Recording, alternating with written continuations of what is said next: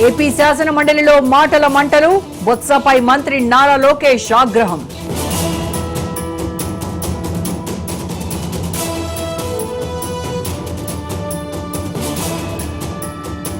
Visakha steel plant ప్రైవేటీకరణ జరగదు, మండలిలో స్పష్టం చేసిన మంత్రి లోకేష్.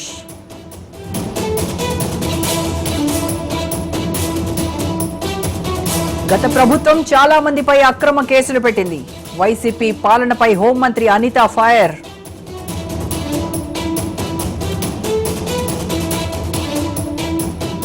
ఏపీలో 90% సిజేరియన్ ఆపరేషన్లు, గర్భిణులకు సురక్షిత ప్రసవంపై అవగాహన కల్పించాలన్న ఏపీ సీఎం.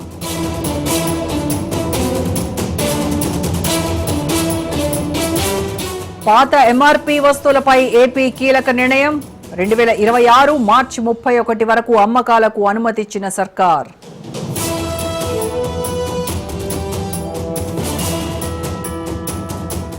ఆదివాసీలు దేశానికి మూలవాసులు, సీఎం రేవంత్ రెడ్డి కీలక వ్యాఖ్యలు.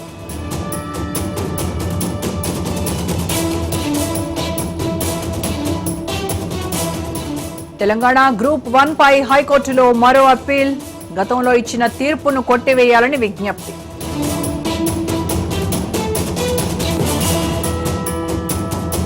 కృష్ణా నదీ జలాల వివాదంపై ట్రిబ్యునల్ విచారణ, వాదనలు వినిపిస్తున్న తెలంగాణ ప్రభుత్వం.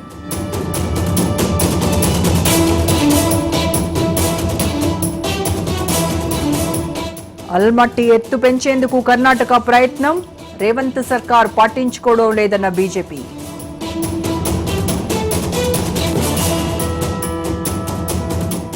మల్లోజుల వేణుగోపాల్ పై మావోయిస్టు పార్టీ చర్యలు, ప్రకటనను తప్పుపట్టిన కేంద్ర కమిటీ.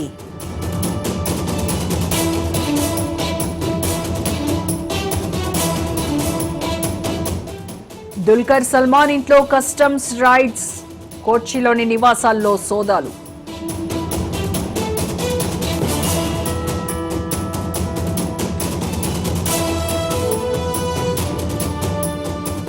ఇంద్రకీలాద్రిపై దసరా ఉత్సవాలు, గాయత్రీదేవిగా అమ్మవారి దర్శనం.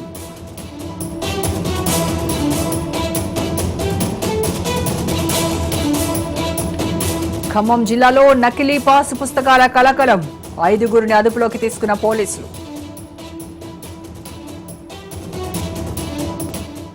ఖమ్మం వైఎస్ఆర్ కాలనీలో దొంగల బీభత్సం, 6 ఇళ్లలో ఆభరణాలు, నగదు అపహరణ.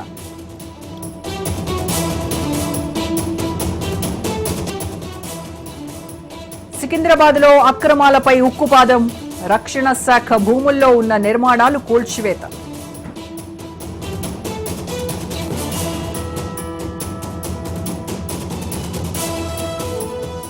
రైతులకు అందాల్సిన యూరియా పక్కదారి, హనుమకొండ జిల్లాలో అధికారుల చేతివాటం.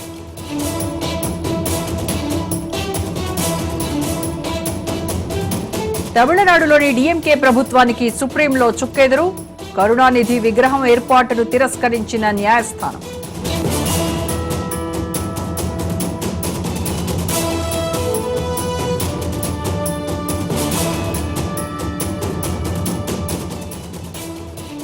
విజ్ఞాన్ భవన్లో జాతీయ చలనచిత్ర అవార్డుల ప్రదానోత్సవం, దాదాసాహెబ్ ఫాల్కే అవార్డు అందుకున్న మోహన్ లాల్.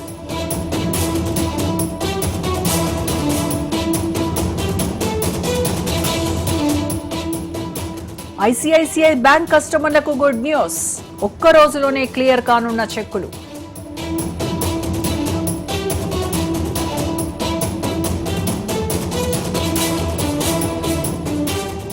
పాలస్తీనాకు మద్దతుగా ఇటలీలో నిరసనలు, హింస సిగ్గుచేటన్న ఇటలీ ప్రధాని జార్జియా మెలోని.